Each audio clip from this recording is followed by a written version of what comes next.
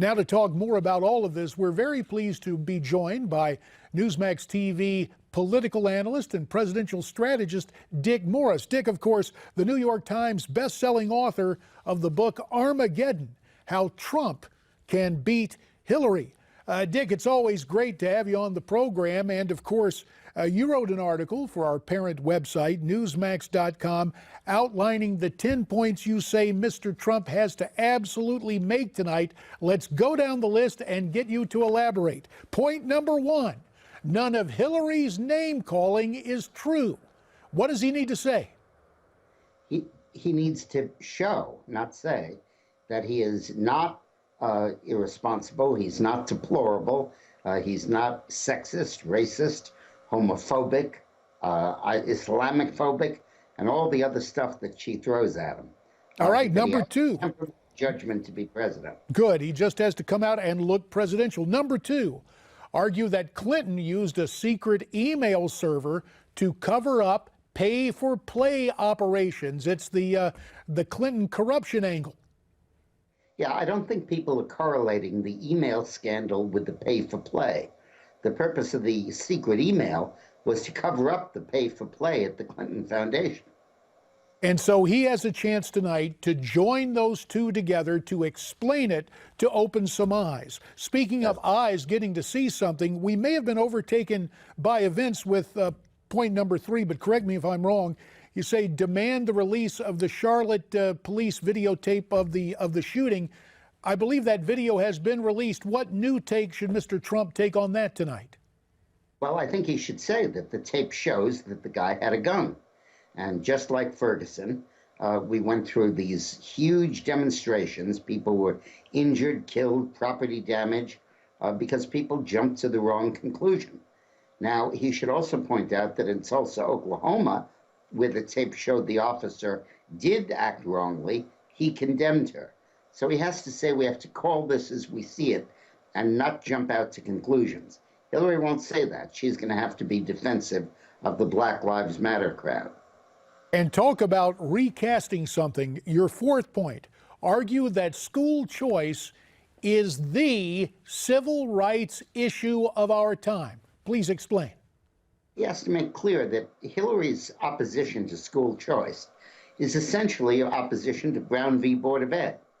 That if you don't let people put their children in charter schools or in other public schools than the places where they live, or in church schools or in private schools, you're forcing them to go from segregated housing to segregated schools. And Trump needs to make that point aggressively.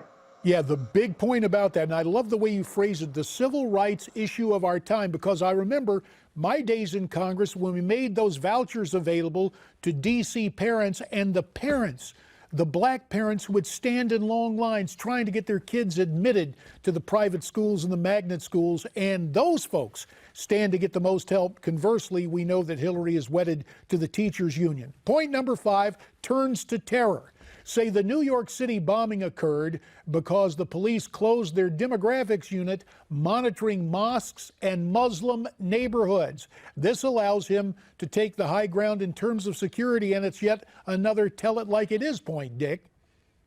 Well, New York City after 9/11 had 20 terror attack threats, 20 attacks that were planned and were broken up by the police department because of their demographics unit that infiltrated Muslim communities and mosques and found these plots before they could mature.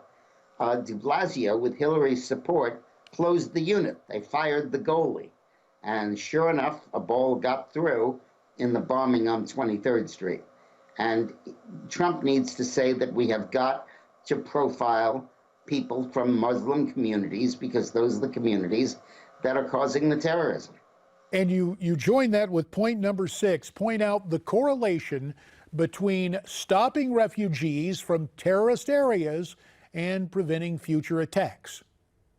Obama has indicated that he is going to order the United States to admit 110,000 refugees next year from terror-sponsoring countries. And Hillary should be pressed, do you support or oppose that? And how on earth can you possibly be sure that there are not lots and lots of terrorists seated in that group.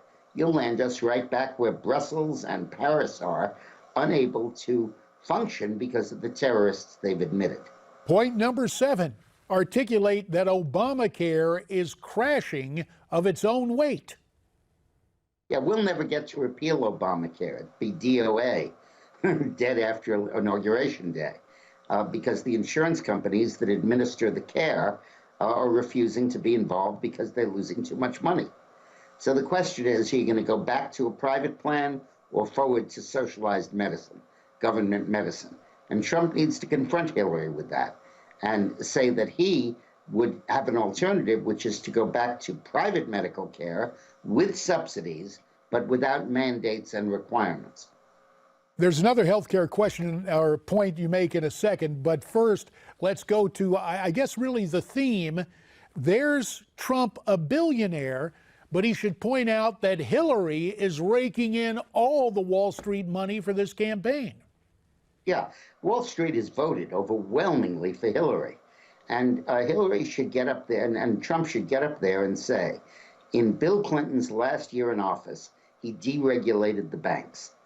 And then he walked right outside of the office and made $125,000 in a speech to Morgan Stanley 2 weeks after leaving office.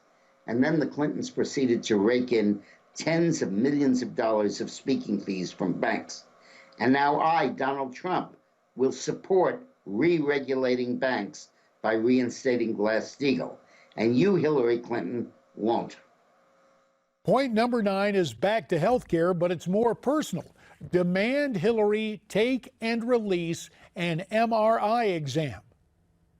It's not enough to get a letter from your doctor. We're not discussing absence from school or a sore throat. We are discussing the possibility of serious neurological illness here.